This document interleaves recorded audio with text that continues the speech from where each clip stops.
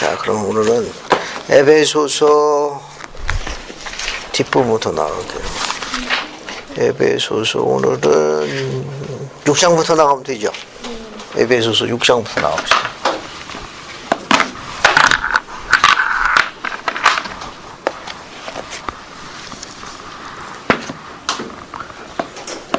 에베소서 6장부터 나갈게요. 거기에 1절부터 4절까지 읽어볼까요? 에베소 6장 1절부터 4절까지 쭉 읽어보겠습니다. 이종원 자매님 1절부터 4절까지 쭉 읽어봐. 자녀들아, 주 안에서 너희 부모에게 순종하라. 이것이 옳으니라. 내 아버지와 어머니를 공경하라. 이것은 약속이 있는 첫 계명이니 이로써 내가 잘되고 땅에서 장수하리라. 또 아비들아, 너희 자녀를 노엽게 하지 말고 오직 주의 교훈과 훈계로 양육하라. 감사합니다. 이게 두 개로 나눠볼게요. 6장 1절부터 3절은 골로새서 3장 21절과 관련이 있어요. 그 다음에 밑에 6장 4절은 비가 와가지고 백목이 힘을 못 쓰네. 에노스서 1장 1절과 관련이 있습니다. 우선 여기 골로새서 3장 20절 21절 한번 같이 보죠. 거기 내용이 있습니다. 봤습니까? 그래서 골로새서 3장 20절 21절 이종원 자매 같이 읽어봐요. 같이 연관되는 성구. 자녀들아, 모든 일에 부모에게 순종하라. 이는 주 안에서 기쁘게 하는 것이니라. 아비들아, 너희 자녀를 노엽게 하지 말지니 낙심할까 하느니라. 감사합니다. 이 문장이 에베소서 6장 1절 보면 자녀들아, 주 안에서 너희 부모에게 순종하라. 이것이 옳으니라 이렇게 되어 있는데 골로새서 문장이 이해하기가 더 빨라요. 골로새서 3장 20절 보면 자녀들아, 모든 일에 부모에게 순종하라. 이는 주 안에서 기쁘게 하는 것이니라. 문장이 훨씬 더 골로새서의 글이 좋아요. 자, 그러면 우리는 여기서 몇 가지는 들여다봐야 되는데 주 안에서 너희 부모에게 순종하라. 여기 봐요. 그죠? 주 안에서 너희 부모에게 순종하라. 이렇게 돼 있고 조금 전에 이야기한 골로새서에서는 모든 일에 부모에게 순종하라. 여기서 여기 골로새서는 모든 일에 부모에게 순종하라. 그 다음에 뭐라고 되어 있는가 하면 이는 주 안에서 기쁘게 하는 것이니라. 이는 주 안에서 기쁘게 하는 것이니라. 자, 여기서 여러분이 눈에 띄는 문장이 있죠? 주 안에서. 여기도 주 안에서. 인도로 주 안에서 너희 부모에게 순종하라. 골로새서의 문장이 훨씬 더 좋아요. 모든 일에 부모에게 순종해라. 이는 주 안에서 기쁘게 하는 것이다. 그럼 어떻게 하는 게 주 안에서 순종하는 거예요? 어떻게 하는 것이 주 안에서 순종하는 겁니까? 주 안에서 기쁘게 하는 거라고 그랬는데 여러분 생각은 어때요? 여기 보면 어떻게 하는 게 주 안에서 순종하는 겁니까? 잠시 연구를 한번 해보죠. 한번 연구를 해봐요. 주 안에서 순종하라는 건 어떤 뜻이냐?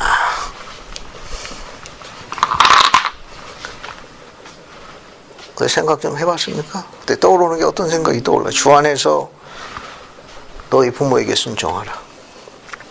고개를 드십시오. 밑에 봐야 뭐 특별한 것도 없습니다. 왜 바울은 주 안에서 부모에게 순종하라고 할 적에 부모에게 순종을 해도 되는데 왜 이 단어를 집어넣어서 강조했을까? 어떻게 생각해요? 십계명에 주시는 계명이. 십계명에서 주는 계명이기 때문에 또 승민이도 생각이 있을 것 같은데 그냥 순종하라. 너희 부모에게 순종하라가 십계명에 있는 거거든. 근데 십계명에는 주 안에서 순종하라는, 주 안에서 in the law라는 단어가 있나요? 없잖아요. 근데 여기는 바울이 썼잖아. 십계명에 조금 이따가 이제 한번 찾아볼 거. 밑에 성분은 십계명이니까. 근데 왜 바울이 여기서 in the law, 주 안에서 너희 부모에게 순종해라. 왜 이 단어를 집어넣었을까? 오늘은 굉장히 기쁜 날에 반원에 3명이에요. 다음 주에 한 명씩만 데려오면 6명이. 그래야 교회 조직 숫자가 되거든. 그러니까 이번 학기 목표는 6명을 만드는 거예요. 교회 창립 멤버를 만들자고. 그러니까 한 명씩 추석 지나고 데리고 와요. 그러니까 6명을 만들자고. 자, 질문의 뜻 이해했죠? 왜냐면 반자면 이야기하는데 십계명에는 너희 부모에게 순종해라, 공경하라고 되어 있어요. 그런데 에베소서나 골로새서에는 바울이 in the law, 주 안에서라는 문장을 삽입해놨거든. 왜 그랬을까? 여러분이 이야기하면 나도 얘기하네. 부모에게 부모를 공경하라고 하신 계명 주시면서 네. 약속이 있는 계명이. 그렇죠. 약속이 있는 계명이에요. 네. 그냥 적어볼게. 그럼 답이 슬슬 이제 가까이 가는 거예요. 여기 봐요. 여기 보면은 너희 부모에게 순종하라, 부모에게 공경하라는 십계명에 언급이 되어 있어요. 그죠? 자, 십계명은 출애굽기 몇 장이 나옵니까? 출애굽기. 출애굽기 어디 나와요? 이게 출애굽기. 십계명은 출애굽기 20장에 나옵니다. 20장. 출애굽기 20장에 나와요. 20장에 나오는데 여기 바울이 또 뭘 가르쳤는가 하면은 지금 에베소서에서 가르치는 게 2절에 보게 되면 여기 이건 이제 6장 1절이고 그다음에 이제 6장 2절 보게 되면 다른 문장에는 없는데 여기 에베소서 6장 2절 보면 바울이 약속이 들어있는 첫 계명이라고 했어요. 첫 계명. 들어있는 첫 계명이라고 했습니다. 자, 여기 주 안에서 하고 약속이 들어있는 첫 계명이라는 건 이거 다 에베소서만 언급되어 있다고. 우리가 갖고 있는 여기 뭡니까? 뭐예요? 여기 십계명에 나오는 출애굽기에도 이런 내용이 없거든. 또 십계명에도 주 안에서라는 문장이 없어요. 이게 바울이 다 삽입한 거예요. 강조한 거라고. 그러면 출애굽기 20장에서 한번 같이 봅시다. 출애굽기 20장 3절 보면은 뭐라고 되어 있어요? 출애굽기 20장 3절 보면 너는 나 외에는 다른 신들 두지 말라. 그죠? 첫 번째, 다른 신들을 너에게 두지 말라. 그죠? 그다음에 건너뛰고, 그 다음에 4절 보게 되면 너를 위해 새긴 우상을 만들지 말라. 맨 끝에 보면 아무 형상이든지 만들지 말라. 그죠? 20장 4절. 두 번째 계명은 뭡니까? 너를 위하여 새긴 우상을 만들지 말라. 너를 위하여 새긴 우상을 만들지 말라. 십계명의 두 번째입니다. 이거. 그 다음에 이제 세 번째가 어디냐? 세 번째가 7절에 있네요. 그죠? 7절. 20장 7절에 세 번째가 뭐예요? 너희 하나님 여호와의 이름을 뭐라고 되어 있어요? 망령되이 일컬지 말라. 망령되이 일컬지 말라. 이건 이제 세 번째 거고, 네 번째 게 8절에 있네. 20장 8절. 네 번째는 뭐라고 되어 있어요? 안식일을 기억하여 거룩히 지켜라. 안식일을 기억하여 거룩히 지켜라. 그죠? 네, 네 번째 계명. 그러면 다섯 번째 계명이네. 20장 12절 다섯 번째 뭐예요? 내 부모를 궁경하라. 거기 나오네. 10계명에 몇 번째 해당돼요? 다섯 번째 계명에 해당되는 거예요. 내 부모를 공경하라. 여기 나오네. 그죠? 그 뒤에 뭐예요? 그리하면. 뒤에 뭐라고 되어 있어요? 그리하면. 뭐라고 되어 있습니까? 너희 하나님 나 여호와가 내게 준 땅에서, 그죠? 너희 하나님 나 여호와가 내게 준 땅에서 뭐라고 되어 있어요? 내게 준 땅에서 내 생명이 길리라. 내 생명이 길리라. 그죠? 계속 따져봅시다. 계속. 그 여섯 번째 계명은 거기 20장 13절에 뭐가 나와요? 살인하지 말라. 간단히 씁시다. 살인하지 말라. 그 다음에 20장 14절에 일곱 번째 계명이 뭐예요? 간음하지 말라. 그 다음에 20장 15절에는 여덟 번째가 뭡니까? 여덟 번째가 도둑질하지 말라.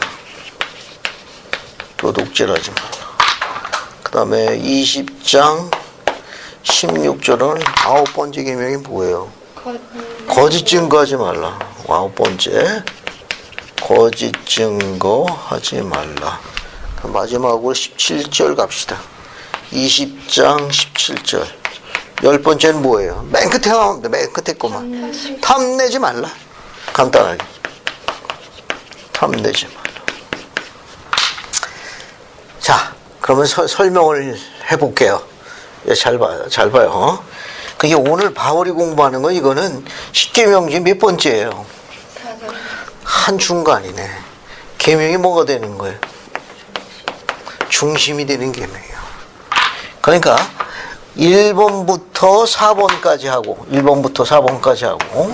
그 다음에 요 밑에 거 여기 6번부터 10번까지 이렇게 그 한 중간에 있는 거예요. 한 중간에. 그 1번부터 4번까지는 누구와 관계가 있어요? 하나님과 관계가 있는 거예요. 하나님과 관계가 있고 6번부터 10번까지 누구와 관계가 있어요? 이웃과 관계가 있는 거예요. 이웃과. 그러면 이 다섯 번째는 누구와 관계가 있습니까? 족은 족인데 무슨 족? 가족이요. 가족과 관계. 흥미있는 건 뭐냐면 바울이 약속이 들어있는 첫 계명이라고 그랬거든. 내 부모를 공경하라는 약속이 들어있는 첫 계명이라고 썼는데 왜 그렇게 썼습니까? 왜 약속이 있는 이 첫 계명은 여기 아이가 다른 신들 내게 두지 말라. 여기 원래 첫 계명이라는 거는 열 번째 계명 중에 다른 신들을 내게 두지 말라는데 왜 저 약속이 들어있는 첫 계명을 다섯 번째 계명에다 썼어요?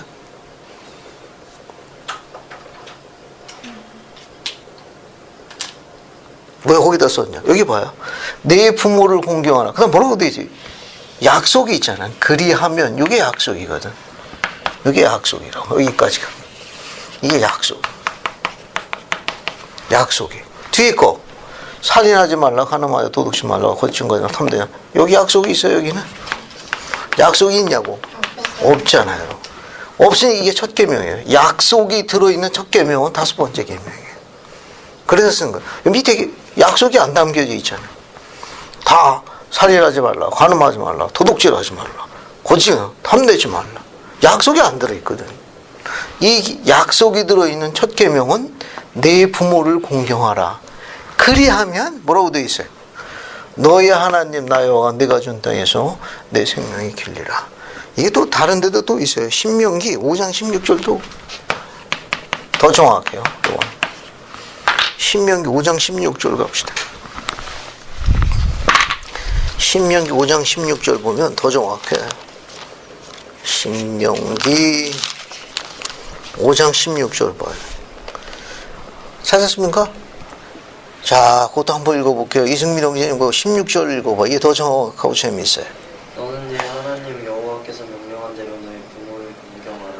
그리하면 내 하나님 여호와가 내게 준 땅에서 내 생명이 길고 복을 누리라. 감사합니다. 거기 뭐라고 되어 있어요?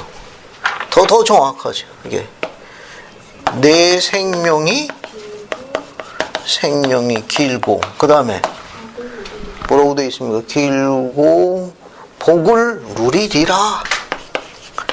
복을 누리리라 이렇게 되어 있어요. 이게 더 신명기 내용은 더 강조되어 있는 거예요. 자, 그러니까 바울이 네 부모를 공경하라. 주 안에서 너희 부모에게 순종할지니 이 모든 게 약속이 들어있는 첫 계명이니라. 이 말은 십계명에도 나와 있는 거예요. 이게 십계명에도. 자, 그러면 주 안에서 너희 부모에게 순종하라. 또 골로새서에서는 모든 일에 부모에게 순종하라. 이는 주 안에서 기쁘게 하는 것이니라. 이렇게 되어 있거든요. 또 십계명의 다섯 번째 계명은 한 중심을 이루는 거예요. 이 계명을 해야만 하나님께서 기뻐하는 거고 또 이웃에게도 신뢰받는 사람들. 이게 중심이. 네 부모를 공경하라. 그리하면 약속이 있어요. 너희 하나님 나 여호와가 내가 준 땅에서 내 생명이 길고 복을 누릴 것이라. 그리하면이라는 건 뭐냐면 이게 계명이 이게 명함이라고. 네 부모를 공경하라. 그러니까 부모가 합당할 때만 자녀 보기에 합당하게 생활해야만 그렇게 하면 공경하라. 그런 내용이에요. 자녀가 보기에 합당할 때만 공경하면 이 약속이 성취되느냐고. 그런 내용이에요. 그러니까 자녀가 부모의 합당성을 증거하는 거냐고. 자녀가 볼 적에 잘하고 있건 그래 저 정도는 해야 돼. 그러면 공경해야 돼. 그런 내용이냐고. 여기 봐요. 주 안에서라는 말은 부모를 공경하라는 게 주님의 명이에요.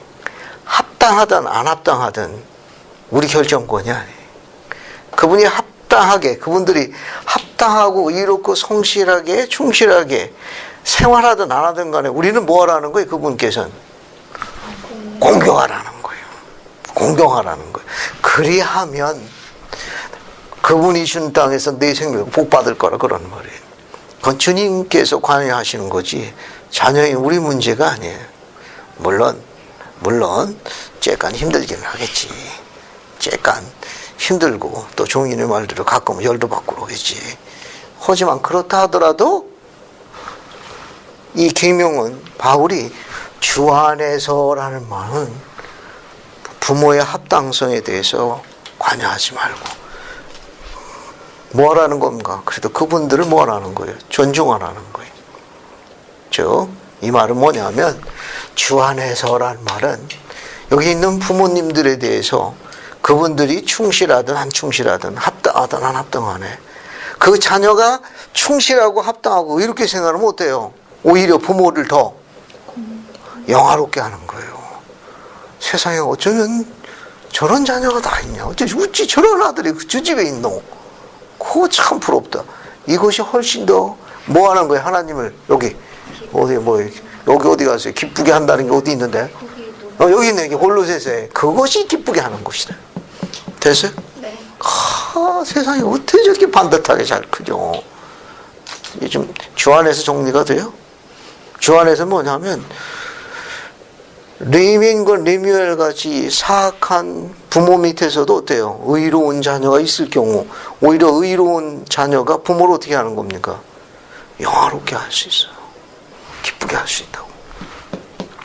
In the law라는 뜻은 부모를 영화롭게, 부모를 축복하는 자녀가 되는 것에 대해서 바울이 염두를 두고 있는 거예요. 꼭 부모가 자녀를 축복하는 것만은 아니에요. 자녀가 부모를 영화롭게 하고 축복할 수도 있어요. 그래서 바울이 여기에서 In the law, 주 안에서 너희 부모에게 순종할지니 주님의 명예, 주님의 명은 십계명에 내 부모를 공경하라 그거예요. 그러니까 합당할 때만 공경하고 합당하지 않으면 우리 보기야. 우리를 안 기쁘게 하면 공경 안 하고 그게 아니에요. 주님은 네 부모에 관한 거에서 딱 한 말씀 하신 거예요. 네 부모에게 순종해라. 공경하라. 이건 그리하게 돼서 그분들을 너희가 의롭고 충실하게 생활하게 되면 어떻게 되냐? 부모님들 뭐 하는 거예요? 훨씬 더 영화롭게 할 수 있다 그런 말이에요. 그리고 또 하나 염두에 둘 거는 주 안에서라는 말은 부모님들이 요구하고 수행하는 것이 의롭고 합당한 경우에 대한 선택 의지는 누가 갖고 있어요? 부당하고 합당하지 않으실 경우에 그걸 따라서 순종하라는 거예요? 그런 건 아니에요. 주 안에서는 말은 이거는 그러니까 하나님 곁을 떠나게 하고 하나님 곁으로부터 방해가 되고 통제하는 그런 것까지 따라서 하라 그런 말은 아니에요. 주 안에서라는 말은 그건 조금 다른 뉘앙스를 갖고 있습니다. 그런 부분은 유념하실 필요성이 있어요. 그다음에 또 봅시다. 그 다음에 4절 보게 되면 4절 보면 뭐라고 나와 있어요? 아비들아 자녀를 뭐 하지 말라고 그랬어요? 노엽게 하지 말라고 그런 거예요. 골로새서 가면 더 기록이 더 나와 있어요. 골로새서 3장으로 갑시다. 골로새서 한번 봐요. 3장 21절 봐요. 아비들에게 자녀를 노엽게 하지 말라고 한 이유가 골로새서 3장 21절 뒷부분에 더 강조되어 있어요. 뭐라고 되어 있어요? 거기는 낙심할 까노라 그러는 말이에요. 여기 보면 아비들아 자녀를 노엽게 하지 말라. 낙심할 까노라. 됐죠? 그러니까 이 세상에서 제일 필요한 게 뭐냐라고 만약에 누군가 묻는다면 여러분은 제일 필요한 걸 뭐라고 답변할 수 있겠어요? 여기 이 세상에서 제일 필요한 거. 이 세상에서 제일 필요로 하는 것.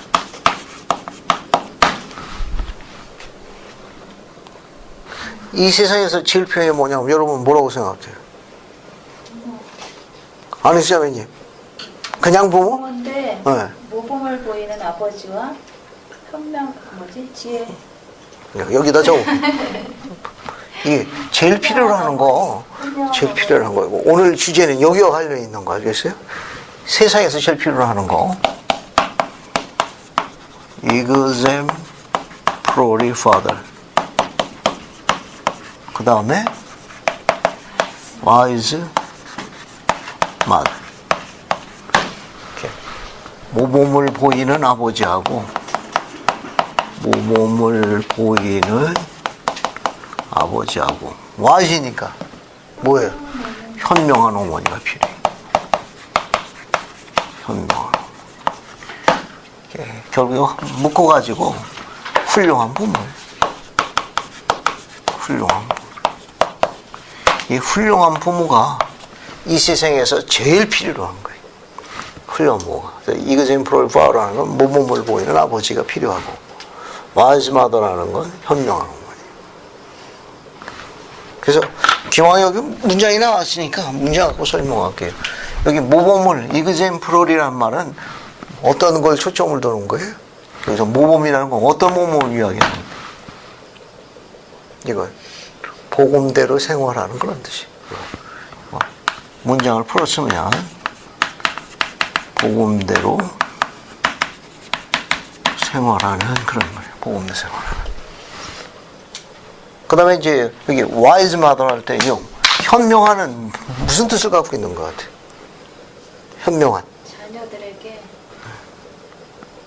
자녀들에게 선택을 하게 되는 순간에 네. 하나님의 것을 선택하는. 그렇지. 선택의 순간에 하나님의 것을 선택하고 가르치는 거예요.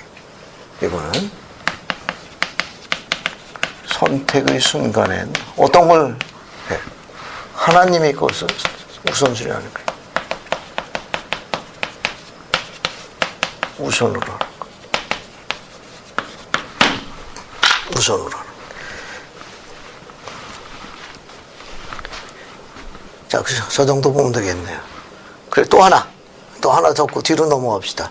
오늘날 우리가 살고 있는 이 지상에서, 우리가 알고 있는 이 현세에서 고통을 가져다 주는 가장 큰 원인이 뭐예요? 우리 삶에서, 우리 가정 안에서. 가장 고통과 시련을 가져다 주는 제일 큰 원인이 뭡니까? 뭐라고 생각해요? 왜 우리 가정 안에서 시련과 고난과 어려움이 끊이지 않는 거예요? 그 해결 방법이 없나요? 왜 오늘날 가정 안에서 이런 다툼과 어려움이 이렇게 끊이질 않습니까? 고통이 끊이질 않는 이유가 뭐예요? 어떻게 해결할 수 있나요? 그 고통과 그런 불화와 어려움이 있으면 해결 방법이 있어야 할 텐데 왜 그게 자꾸 발생하는 거예요? 가정 안에서 불화, 고통, 이런 어려움들이 자꾸. 바울이 그래서 저거를 쓴 거예요. 바울이 뭐라고 썼습니까? 저기 4절에서 아비들아 자녀를 뭐 하지 말라? 노엽게 하지 말라. 여기 4절에 아비들아, 아버지예요, 아버지. 아버지 뭐라는 겁니까? 본래의 자리로 돌아가는 거예요. 원위치로 돌아가라는 거예요. 원래의 자리로 돌아가는 거예요, 아비들은. 아버지의 원래 위치가 뭐예요? 여러분, 앞에 봐요. 아버지의 본래 위치로 되돌아. 이게 안 돌아가니까 문제가 생기는 거예요. 본래의 원위치가 뭐예요? 족장이에요.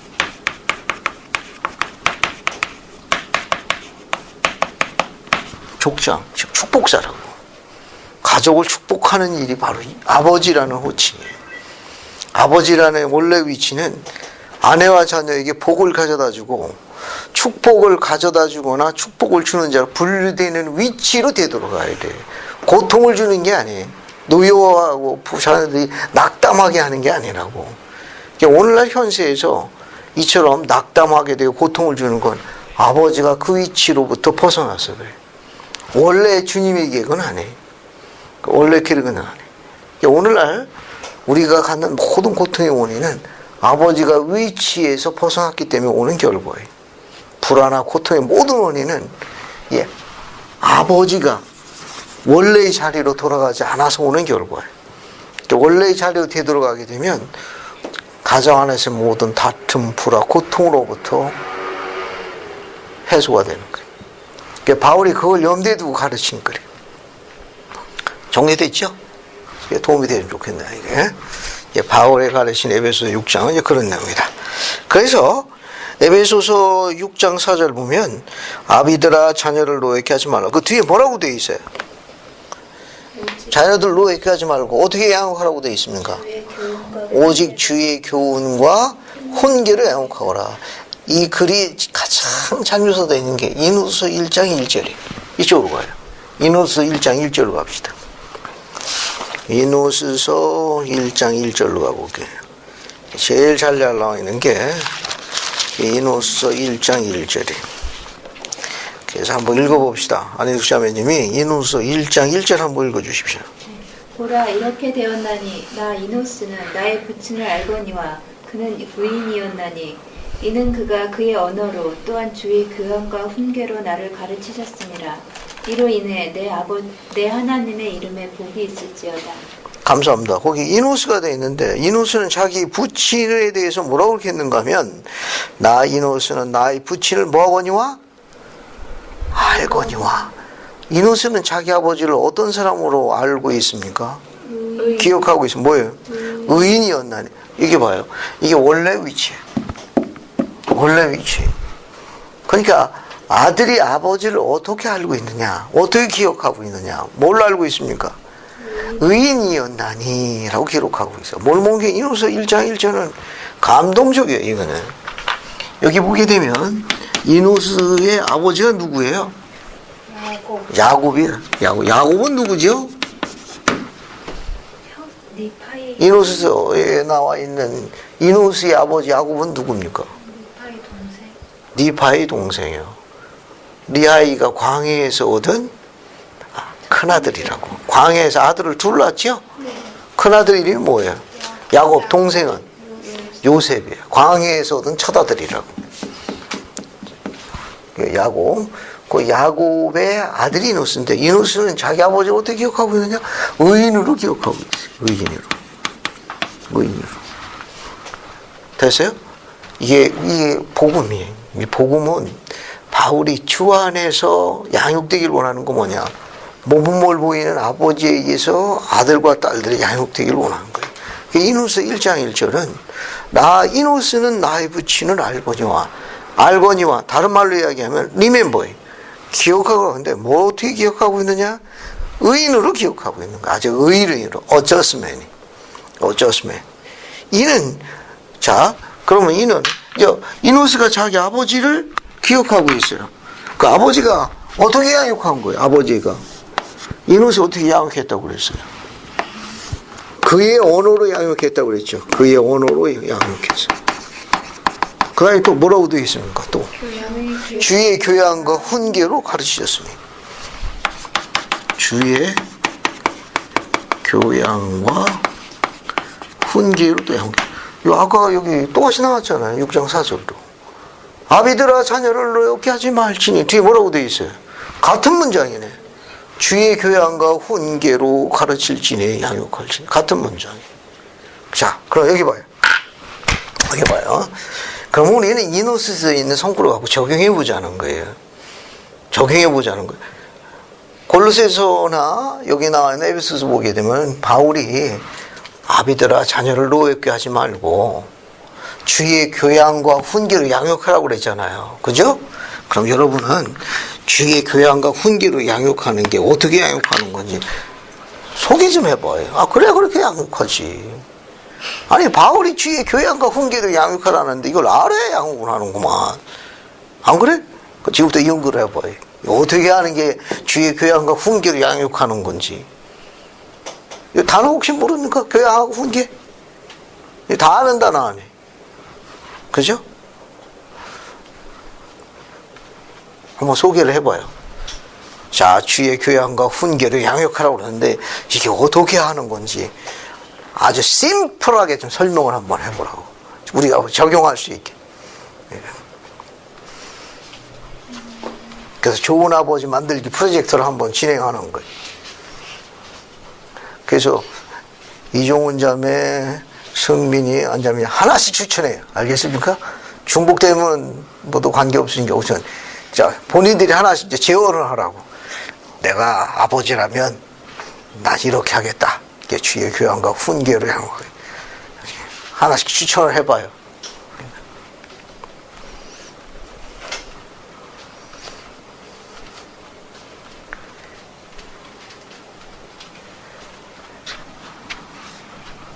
아니, 종우다. 이거 안혜숙 자매님이 누구냐? 아, 글쎄. 어? 내가 안인숙 자매 하도 안혜숙 자매는 동생이가? 동생이 없어요.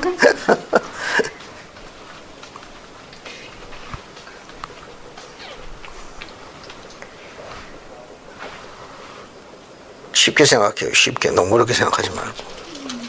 너무 어렵게 생각하지 말라고.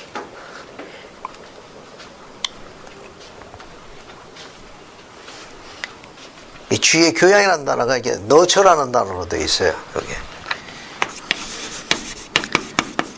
너처라는 단어. 이건 이제 보살피다, 가꾸다 그런 의미를 갖고 있어요. 이건 보살피다, 가꾸다, 정성을 들이다. 뭐 그게 다 포함되어 있는 단어예요. 아주 정성을 들여서 보살피는 거예요. 예.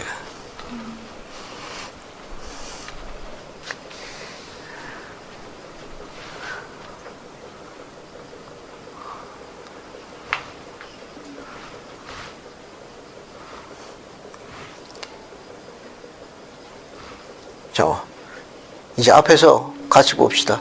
우선 성민이부터 한번 이야기해 볼까? 주의 교양과 훈계로 양육하라는 게 다른 말로 표현하마도 그냥 적용할 수 있는 것도 괜찮고. 제가 아버지라면요. 그냥 일단 경전에 있는 대로 전부. 네, 경전에 다 있을 테니까 같이 찾아보고. 아, 같이 찾아보고. 그렇군. 만약에 그거 싫다고 말을 안 들으면 어떻게 할 것인가? 제가 찾아서 알려줘요. 그렇군. 스트레스 받겠네. 그렇군. 좋은 제안이. 정훈이는?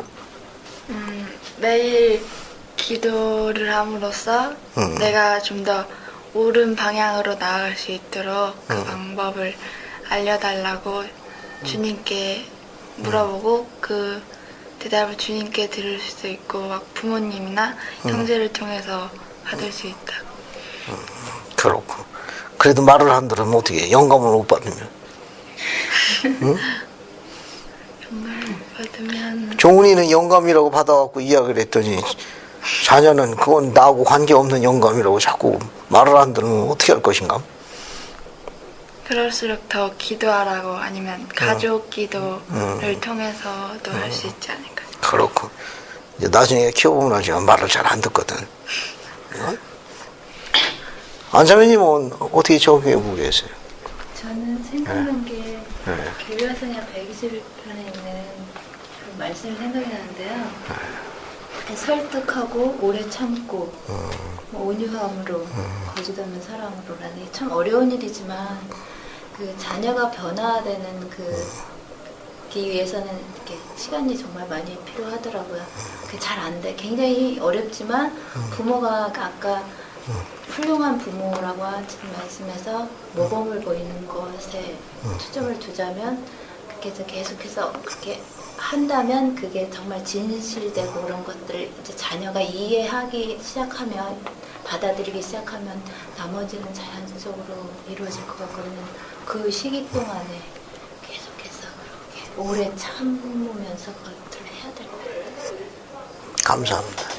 재원 하나 할게요. 이누스에 어떤 게 나와 있는가 하면은 여기 보면 여기 봐요. 그럼 거기 이누스 1장 1절 보게 되면 나 이누스는 나의 부친을 알거니와 다른 말로 바꾸면 기억하거니와 그런 말이에요.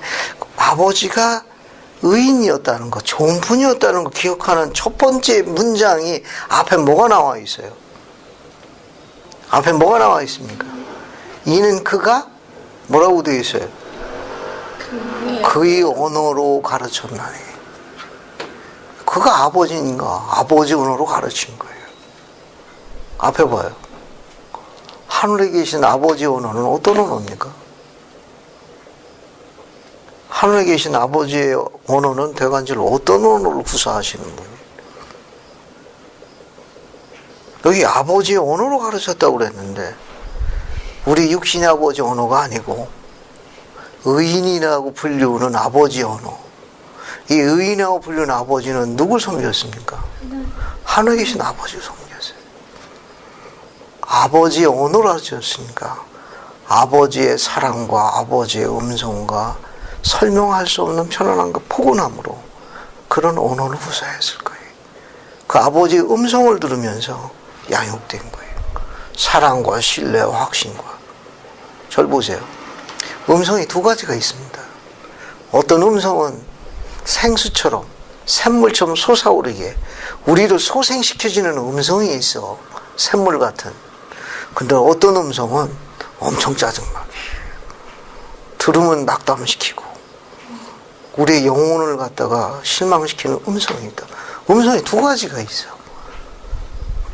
상냥한 시냇물처럼 들으면 들을수록 우리를 청량케 하는 그런 소생케 하는 음성이 있는가 하면 어떤 음성은 우리를 너무 힘들게 하는 음성이 있다고. 여기 보면은 이누스에 흥미있는 기록이 있습니다.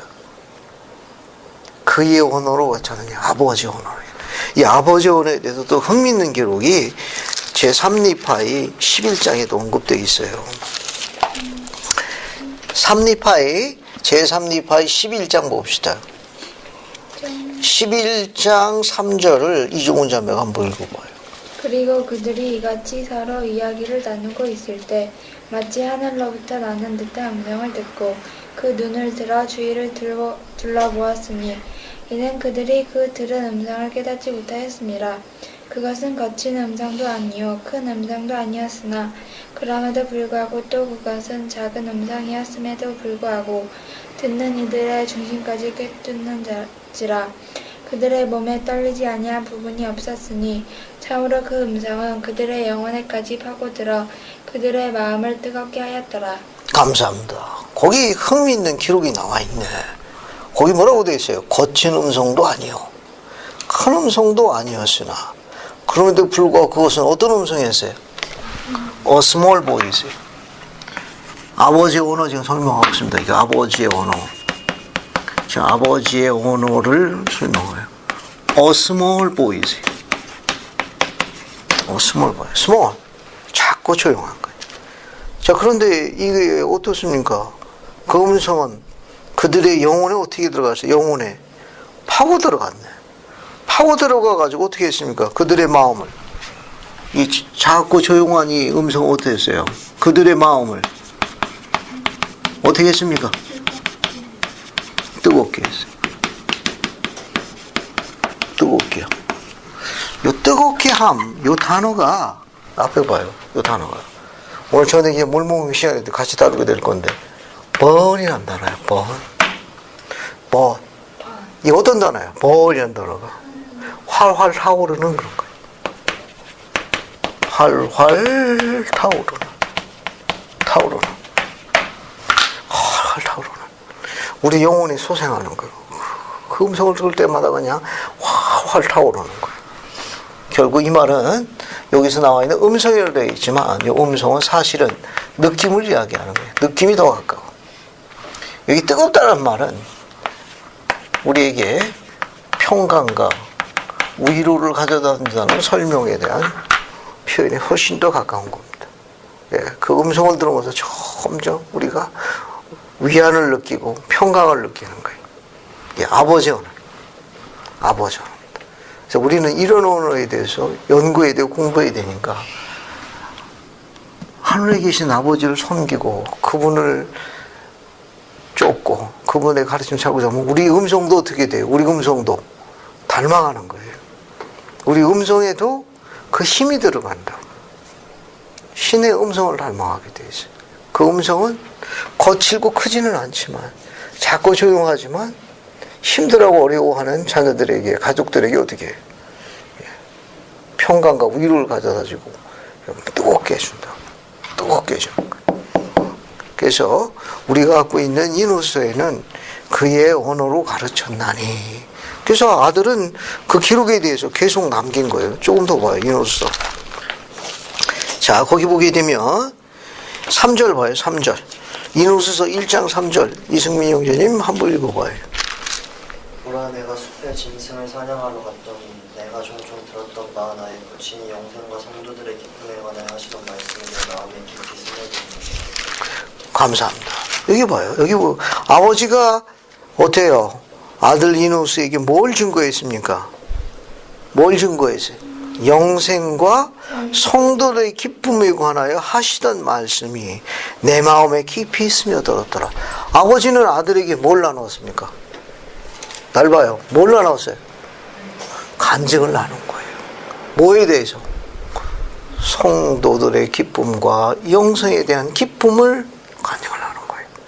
그 간증이 어떻게 됐어요? 아들의 마음을 뜨겁게 한 거예요. 활활 타오르게 한 거예요. 날 봐요. 아버지가 되면 자녀들하고 이렇게 개인적으로 간증을 나누는 교회 프로그램을 뭐라 하죠? 개인 신권 접견이라고 그래요. 좋은 거예요. 아름다운 겁니다.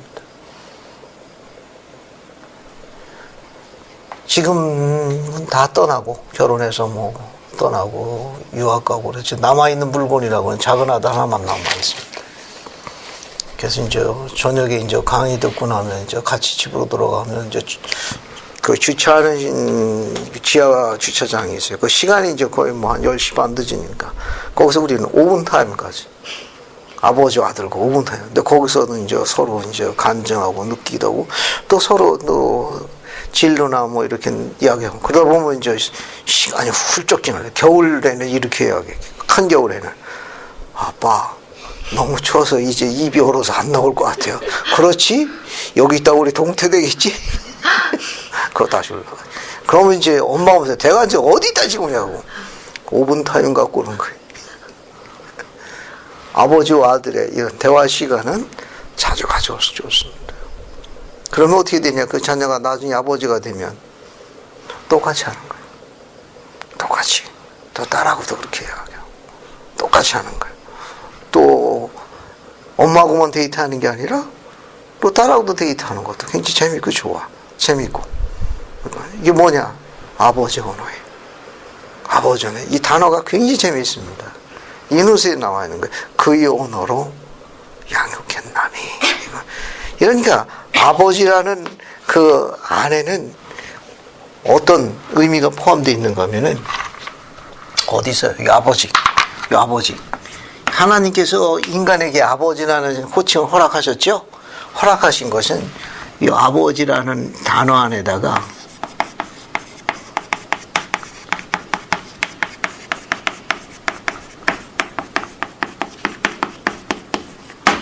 영원한 인내를 가진다는 뜻을 감춰 놓으셨어요. 인간들에게 하늘에 계신 아버지가 당신의 그 거룩한 호칭을 사용하도록 허락했는데 그 뜻은 뭐냐면 영원한 인내를 가진다는 뜻이 아버지라는 호칭이에요. 아버지라는 단어가 참 좋은 단어예요. 그러니까 하늘에 계신 아버지가 갖고 있는 그 단어를 인간에게 사용하도록 허락하셨어요. 그 안에 뭐가 들어있느냐? 뭐가 들어있는 거예요? 영원한 인내를 가진 자, 이 자를 아버지라고称하고 그분이 기뻐하신 거예요. 이제 그 정도 보면 될 것 같네요. 그 다음에 쭉 넘어가가지고 에베소서 6장 5절 봅시다. 에베소서 6장 5절. 에베소서 6장 5절 봐요. 거기 보면 종들아 두려워 말고 떨며 성실한 마음으로 육체의 상전에게 순종하기를 그리스도께 하다. 이게 바울 시대에는 노예가 있었어요. 그 노예가 주인들에게 어떻게 했죠? 어때요? 바울 시대에는 노예가 있었거든. 그 노예가 상전들에게 어떻게 섬겼습니까? 노예가 안 돼봐서 잘 모르겠어요. 어떻게 여러분 뭐 이게 드라마라든지 영화라든지 뭐 이런 거 미드 같은 거 보면 어때요? 그 종들이 상전들에게 어떻게 섬깁니까? 깍듯이. 그렇죠. 정성을 다하잖아요. 여기 성실한 마음으로 이 뜻은 마음의 정성을 다하여 그런 뜻이에요. 예, 번역은 이제 성실한 마음을 했는데 영문은 뭐라고 되어 있는가 하면은 거기에 성실한 마음으로 이렇게 되어 있죠. 근데 원문은 의미가 어떻게 되어 있는가 하면 이게 in the singleness of your heart. your heart. your heart. 이렇게 되어 있어요. 이게 내 마음을 집중하여 이렇게 되어 있으니까 그걸 다른 문장으로 바꿔 쓰게 되면은 with 그 다음에 sincerity of heart. 그래서 마음의 정성을 다하여 이런 정도 번역하면 훨씬 더 번역이 더 나을 거예요. 이거는. 그래서 이게 뭐냐면 바울 시대의 종들이 자기 상전을 그렇게 섬겼거든. 그러니까 우리들도 하늘에 계신 아버지 섬길 적에 정성을 다해서 섬기는 걸 권고한 표현으로 보면 돼요. 그 다음에 이제 10절부터 시작해가지고 어디까지 볼까요? 여기 보게 되면은 10절부터 시작해서 20절까지 봅시다. 여러분 이게 전신갑주관한 교육이 잘 아시는 건데 한 번 더 보고 넘어가죠. 그래서 에베소서 6장 10절부터 시작해서 20절까지 이게 전신갑주에 관한 전신갑주. 왜냐하면 거기 6장 이 전신갑주를 이야기한 것은 6장 12절 때문에 그래요. 이거 한번 읽어볼게요. 이종훈 자매님 12절 한번 읽어봐요. 우리의 씨름은 혈과 육을 상대하는 것이 아니요 통치자들과 권세들과 이 어둠의 세상 주관자들과 하늘에 있는 악의 영들을 상대함이라. 감사합니다. 그러니까 전신갑주가 이루어하는 건 갑옷을 입으라는 건데 갑옷은 언제 입는 거예요? 전쟁 때 전투하기 위해서 입는 거 아니에요? 여기 전투가 나온다고 전쟁이 나와. 그래서 우리의 씨름은 우리의 전투는 혈과 육을 상대하는 것이 아니요 누구와 상대하는 거예요? 통치자와 권세들과 어둠의 세상 주관자들과 하늘에 있는 악의 영들과 영과의 싸움이. 영과의 싸움이니까 우리도 몰입을 해야 돼. 그 전투를 하기 위해서는 갑옷을 입어야 된다고. 그래서 하나님의 전신갑주를 입을지어다. 그래서 여기 하나님의 전신갑주에 설명하고 있다. 하나님의 전신갑주를 입으라. 왜? 이건 영들과의 싸움이거든. 아주 치열한, 보이지 않는 전쟁. 치열한, 보이지 않는 영적 전쟁이에요. 영적 전쟁. 이 영적 전쟁에서 승리하도록 갑옷을 입으라고 이야기한 겁니다. 그래서 하나씩 보죠. 어디 봅시다. 어디 보게 되면 쭉 넘어가가지고 14절 보면은 무슨 허리띠를 두르라는 거예요? 거기 보면 14절에 진리의 허리띠네. 그죠? 진리의 허리띠. 진리의 허리띠. 그 다음에 호신경이라는 건 가슴판이라는 뜻이야. 가슴판. 그 다음에 어떤 가슴판이냐? 의의 가슴판. 의의 가슴판.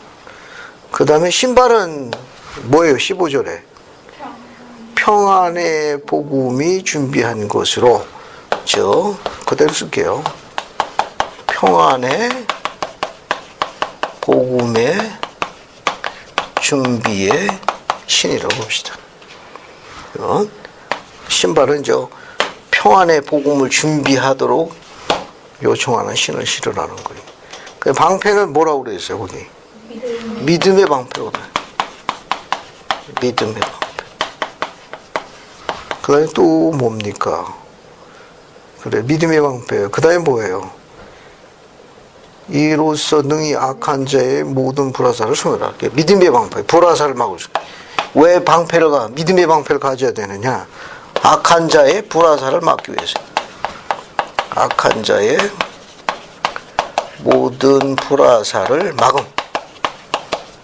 막기 위해서 믿음의 방패를 가져야 된다. 신앙의 방패를 갖도록 해라. 그 다음에 이제 어떤 투구를 쓰라는 거예요? 구원의 투구. 구원의 투구. 그 다음에 또 뭐가 있어요? 성령의 검. 그죠? 성령의 검. 성령의 검.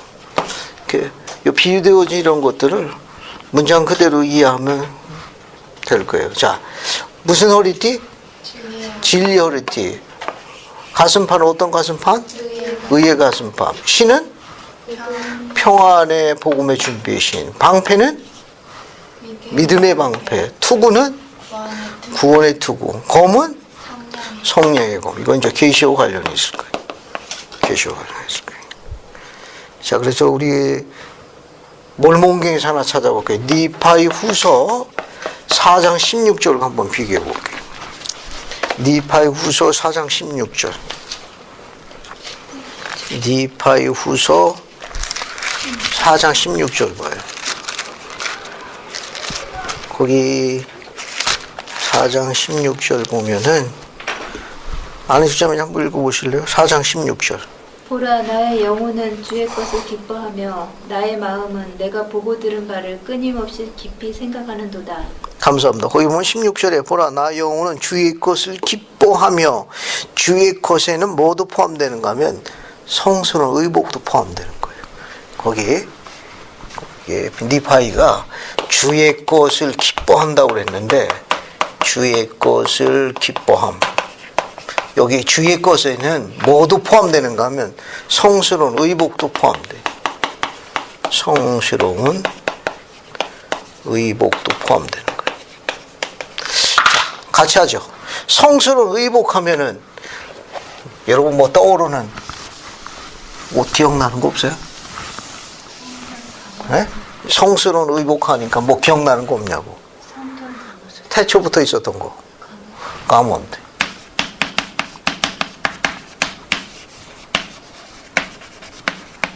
가먼트인데, 요 가먼트는 신권의 가먼트라고 그래요.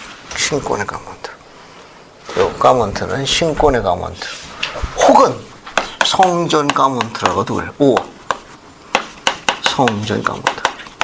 이게 성스러운 의복인데 우리는 그냥 약칭해가지고 가먼트라고 그러죠. 그러나 문장을 좀 더 풀어서 쓸 때에는 신권의 가먼트 혹은 성전 가먼트라고 그래요. 이 성전 가먼트는 크게 세 가지 약속, 성약의 약속이 담겨져 있어요. 이 옷에는 첫 번째는 성약의 표징이 들어가 있어요. 그래서 우리가 맺은 성약을 상기시켜줘요. 상기시켜줘요. 그래서 이 옷에는 성약의 표징이 들어있어가지고 그 옷을 입음으로써 우리가 맺은 성약을 늘 상기시켜주는 역할을 해줍니다. 또 뭐가 있냐면 신체적인 보호막이에요. 신체적인 보호막. 여기 나와 있는 대로 방패가 되는 거예요. 일종의 갑옷이. 그렇지. 보호막이라고. 의롭게 생활하게 되면 세상의 피와 공포로부터 막아줍니다. 막아줘요. 또 그뿐만 아니에요. 고대 이스라엘 백성들이 애굽에 있을 적에 멸망의 천사가 애굽의 장제와 첫 새끼를 젖히면 어떻게 했습니까? 이스라엘 자녀를 스쳐 지나가서 살해하지 않았죠. 그런 축복도 주어질 거예요. 그런 또 증인으로 불륜받은 사람도 있게 되고. 이거는. 그 다음에 세 번째는 뭐냐면, 세 번째는 순결한 자. 네. 순결한 자. 순결한 자들의 영혼의 덮개. 그래, 그들의 의로움의 표시. 가먼트를 입고 있다는 건 순결한 자의 표시. 아무나 입는 게 아니에요. 순결한 자의 그런 영혼의 그런 덮개. 가먼트는 이런 약속들이 들어 있습니다. 참조하면 좋겠네요. 알고 있는 형제 하나가 회사에서 근무하는 형제가 하나 있는데 아주 여러 해 전의 일이. 그래서 이제 회식을 마치고 난 다음에 아마 그 찜질방? 사우나? 이제 거기를 아마 같이 갔는가 봐. 같이 가가지고서 이제 옷을 벗는데 거기 부장이라는 분이 와가지고서 그 자네 그 메리아스가 디자인이 독특하네? 그러더니 부탁을 하더랍니다. 그거 어디서 구했는지 나도 좀 구해주면 안 되겠나? 그거 좋아 보이네. 재미있는 에피소드. 그 뭔지는 옷이 참 디자인이 독특하게 좋아 보인다고. 순결한 자의 그런 순결한 자, 순수한 자, 영혼을 덮게. 그래서 니파이가 나 니파이는 주의 것을 기뻐하노니 주의 것에는 뭐도 포함된다? 의복도 포함되는 거예요. 성sun 의복도 포함돼요. 그런 정도 보면 되겠네. 이렇게 해서 에베소서를 마치고 빌립보서를 들어갑니다. 빌립보서 들어가려고 했더니 끝날 시간이네. 그래서 소개만 할게요. 빌립보서 봐요. 오늘 아직 유인물을 봐요. 유인물의 앞에 것만 설명하고 경전 내용은 다음에 설명할게요. 유인물 봐요. 유인물. 우리 대학부 교재에서 발췌한 거예요. 44-1번 찾았어요? 네. 오늘은 앞에 배경 설명만 하고 자세한 경전 내용은 다음 주에 할게요. 경전 내용은. 이 서신은 우정과 충만한 사랑과 신뢰와 선한 충고와 격려가 담긴 편지다. 또한 사도 바울의 편지들 가장 행복한 느낌을 전달하는 편지다. 그래서 빌립보서가 좋은 복음서예요. 이거는 행복한 거예요. 왜냐하면 바울이 영적으로다가 완숙한 경지에서 쓴 글입니다. 이거는. 왜냐하면 빌립보인들은 신앙 안에서 이웃의 자녀가 된 자 중에서 가장 그가 사랑하는 자녀들이기 때문에 편지가 기뻤어요. 그 내용이 기쁩니다. 빌립보서는 영적 자서전의 고전이라고 부를 수 있는데 바울의 내적인 평강과 강인한 힘의 성장기를 그리고 있다. 우리는 빌립보서를 통해 사도 바울의 옥중 명상과 그의 주님과의 교통에 대해서 알게 된다. 그 뒤에 보게 되면 우리는 바울의 영이 성숙기를 거쳐 완숙하게 되는 것을 본다. 이 빌립보서의 글이 내용이 완숙해. 그러니까 읽으면 참 우리를 영적으로 훨씬 더 성숙하게 해줘요. 그 성숙기는 바울에게서 인내가 완전한 단계에 이르렀음을 보여주는 시기다. 그때 쓴 글이 바로 빌립보서입니다. 물론 로마에서 쓴 글이, 그래서 옥중서신이라고 해요.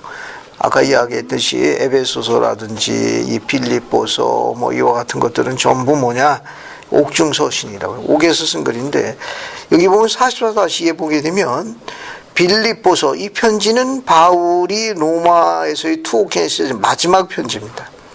옥중서신이 몇 개가 있는데 그 중에서 가장 마지막에 쓰여진 게 빌립보서예요. 주 63년경 빌립보인들에게 보낸 것을 추측하고 있는데, 옥중서신 중에 가장 마지막에 쓴 편지, 그래서 영적으로 가장 충만할 때 쓴 걸로 이게 알려져 있습니다. 그래서 지금 공부하는 게 앞에 봐요. 뭐가 있는가 하면 지금 에베소 공부하고 지금 뭐 공부해요? 빌립보서 공부하죠. 그 다음에 공부하는 게 골로새서야. 그 다음에 빌레몬서라고. 이게 전부 다 옥중서신이에요. 예, 에베소서, 빌립보서, 골로새서, 빌레몬서. 이 네 개는 바울이 투옥되었던 로마에서 썼던 옥중서신인데, 그 중에 맨 마지막에 작성된 걸로 알려져 있는 게 빌립보서예요. 제일 아름다운 편지 중에 하나예요. 옥중서신 중에서.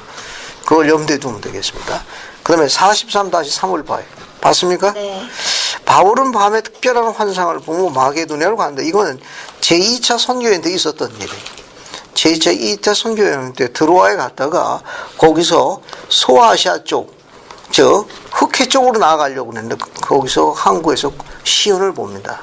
마게도냐 복장을 한 사람이 나타나요. 제2차 선교에도 있었던 일인데, 그 마게도냐 복장을 한 사람이 시온에서 바울에게 나타나 마게도냐로 건너와서 우리를 도우라. 사도행전 16장 9절에 나오는데, 이건 제2차 선교에도 있었던 사건이에요. 누가가 사도행전에서 마게도냐 지경 첫성, 이게 사도행전 16장 12절인데, 유럽 대륙에서 맨 처음 성역을 베푼 땅이 바로 이 빌립보입니다. 이라고 묘사한 빌립보는 유럽 대륙에서 복음을 받아들이는 첫 번째 도시가 바로 빌립보예요. 자주장사라는 것은 자줏빛 옷감 장사를 이야기하는 거예요.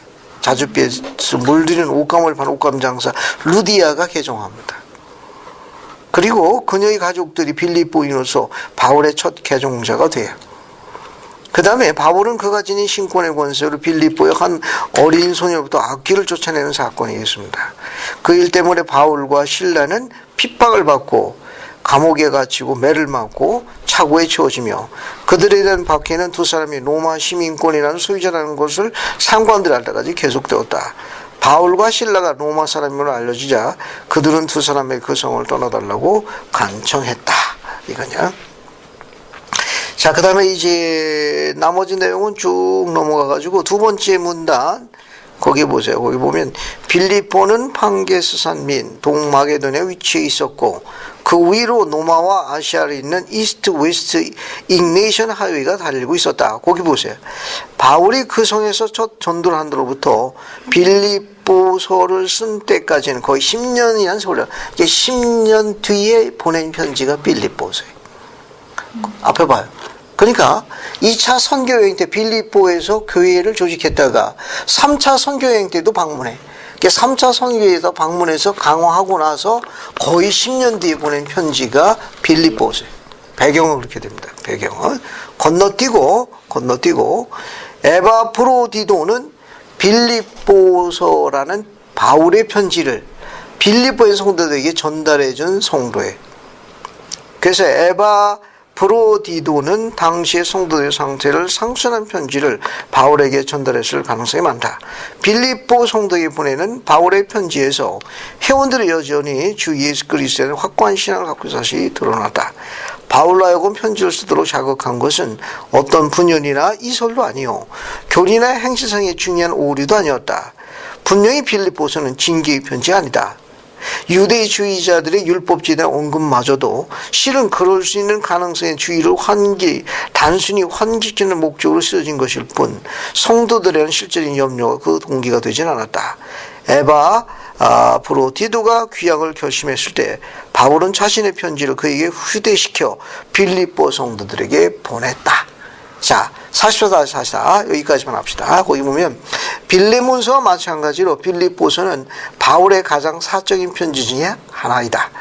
빌립보서는 땅을 진동시키며 전 그리스도 교대에게 이정표를 제시해 준다고 볼 수 있는 강력한 논문이 아니라 수많은 복음의 교리들을 그 안에 수놓은 감미롭고 세련된 서술문이다. 우리의 복음서는 빌립보서가 그 안에 있음으로 해서 더욱 풍요로운 걸 줄여준다. 이 편지는 승리를 거둔 바울의 신앙을 서술하고 있다. 그리고 예수 그리스도는 그의 전체적인 성약을 보여준다. 복음 전도의 임무를 수행하면서 바울이 준 근면성은 그의 다른 편지에서 잘 나타나 있지만 빌립보서에도 명백하게 드러나 있다. 빌립보서에도 바울은 복음의 좋은 소식을 전하고 있다. 구세주 예수 그리스도 통한 신앙과 승리의 기쁜 소식을 공부하고 있는 편지가 빌립보서예요. 그러니까 다음 주는 빌립보서를 공부하고 골로새서로 들어갑니다. 그러면서 이제 빌레몬서 이렇게 그 순서로 들어갈 거예요. 그래서 즐거운 한가위 명절을 잘 보내시고 그래서 돌아오고 난 다음에는 빌립보서 성구 쪽으로 들어가겠습니다. 예수 그리스도 아멘.